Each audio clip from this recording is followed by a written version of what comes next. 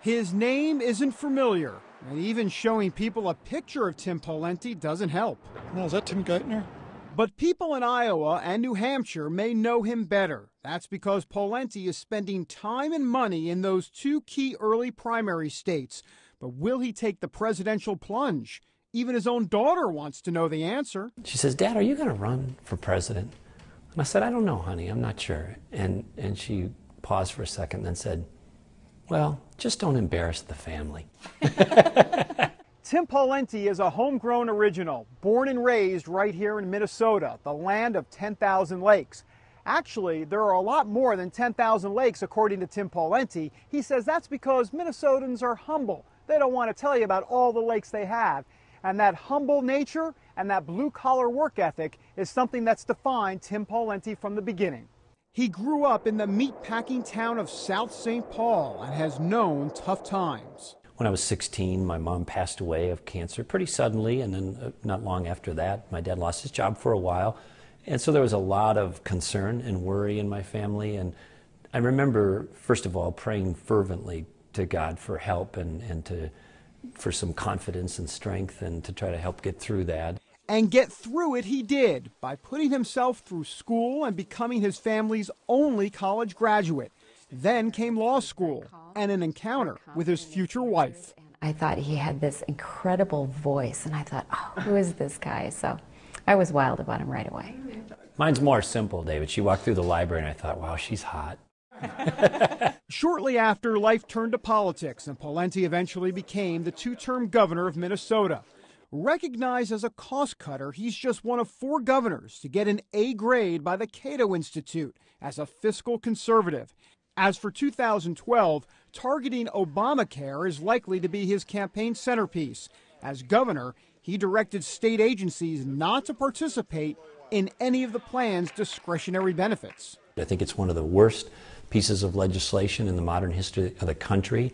It was a bait and switch tactic. They said they're going to make health care more affordable. In fact, they're going to make it more expensive.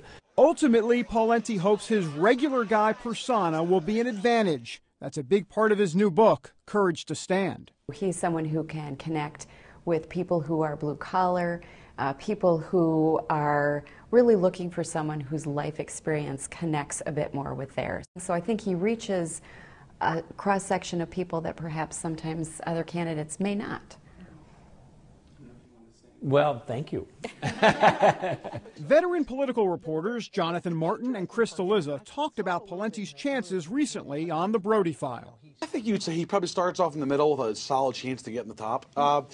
He has the advantage of geography. Minnesota, of course, borders Iowa. He may not be the kind of evangelical conservative in a Huckabee or a Palin way. He may not be kind of the businessman's conservative in a Romney way or even a Mitch Daniels way.